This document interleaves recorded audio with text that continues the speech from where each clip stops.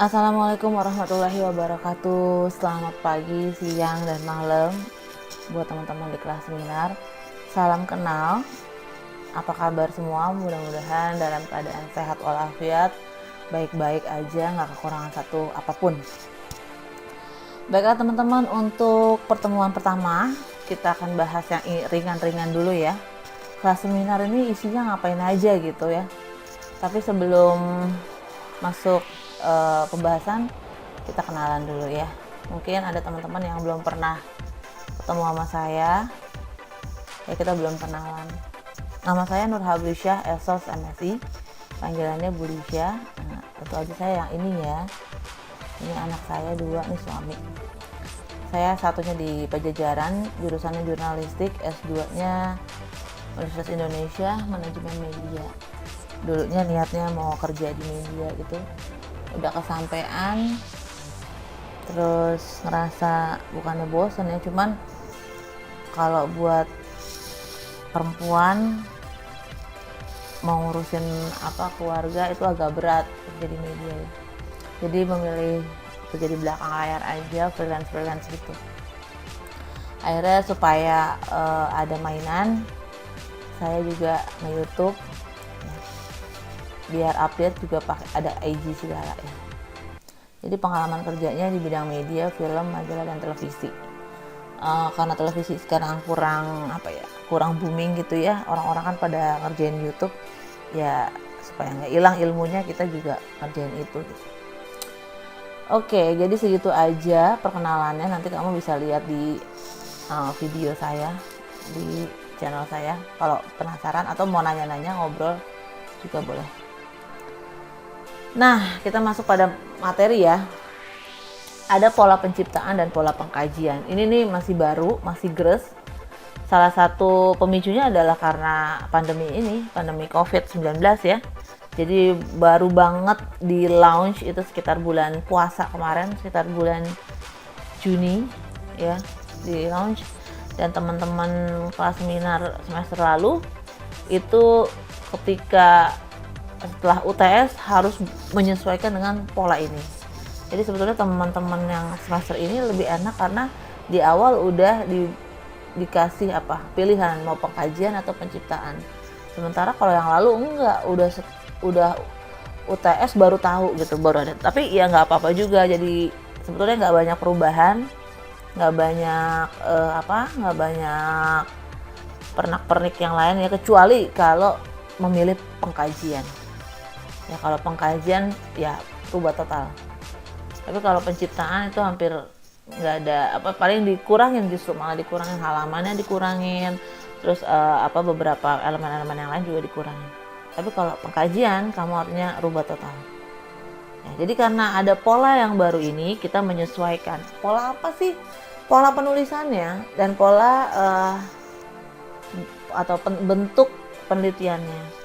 Kalau sebelumnya kan DKV itu penciptaan ya, merancang dan segala macam.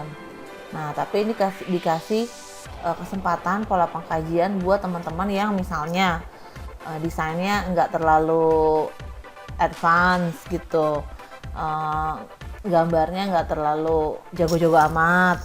Nah, tapi senang nulis nih, nah masuklah di pola pengkajian. Ya, nanti saya akan kasih juga tips-tipsnya gimana supaya pola pengkajian juga berhasil gitu. Maksudnya bukan berhasil ya, bisa dijalanin gitu ya. Jadi ada selama 16 kali pertemuan kita akan fokus di pola-pola ini ya. Lanjut. Terus write what should not be forgotten. Jadi kalau kamu semester 1 sampai semester 6 itu banyak ngedesain, menggambar, memahami fotografi, font dan segala macam. Sudah di semester 6 7 kamu banyak nulis, write ya, menulis. Dan udah mulai dibiasain ya, misalnya kayak baca buku ada quotes tentang misalnya desain adalah apa, definisi infografis ada, itu udah mulai dicatetin, ditulis. definisinya apa, sumbernya dari mana, bukunya apa, halaman berapa, tahun berapa, itu udah mulai diarsipkan gitu ya, ditulis. Jadi kalau kemarin kamu dilatih untuk menggambar, mendesain, sekarang menulis nih, banyak menulis. Nah, problemnya adalah gimana menemukan objek. Saya lihat kamu masih banyak yang, saya punya daftarnya nama-namanya dan objek-objeknya, dan masih banyak yang terlihat masih galau. Kayaknya belum srek sama objek yang dipilih. Nah, ini ada tips dari saya. Pertama adalah pilih yang kamu sukain.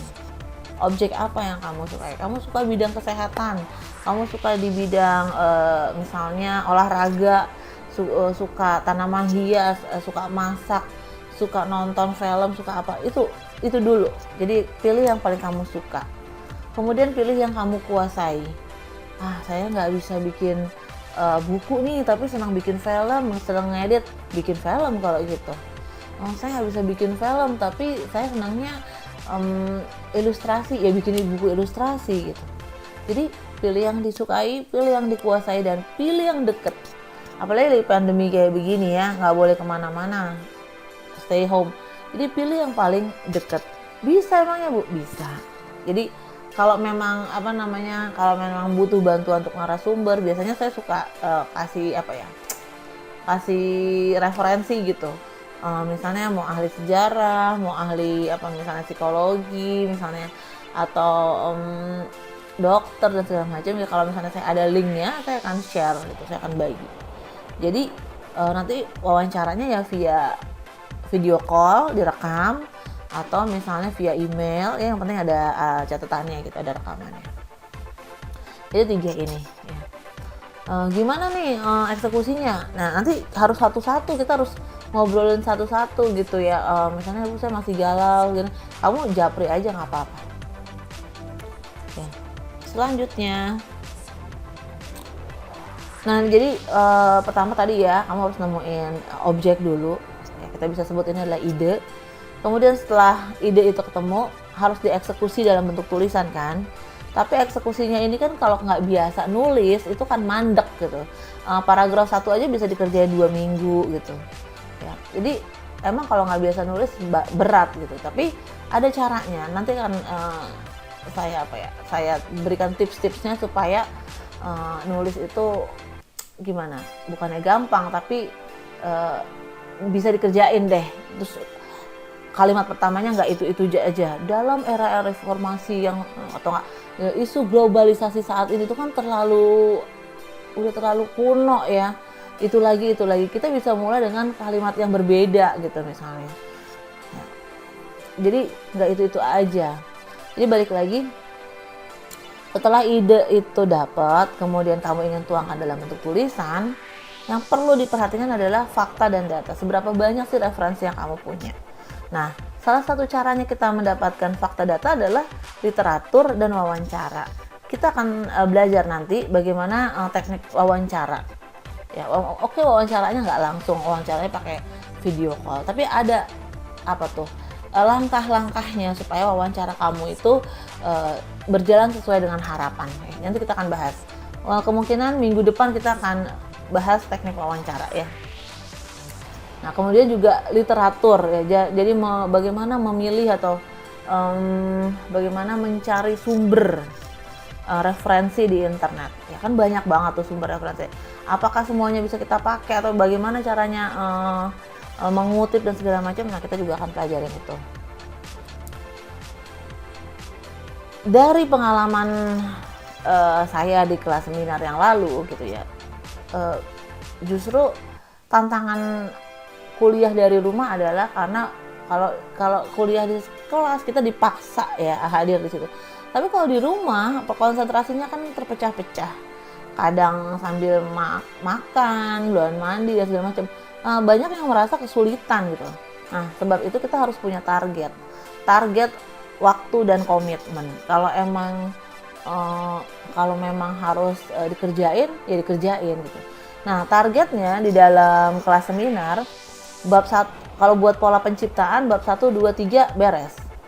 Ya, kalau buat pengkajian bab 1, 2, 3, 4 juga beres. Jadi kita akan pelan-pelan tugasnya ya itu aja, bab 1, 2, 3. Nah, kalau semester kemarin untuk pola pengkajian bab 1 sebelum UTS, bab 2, bab 3 setelah UTS ya.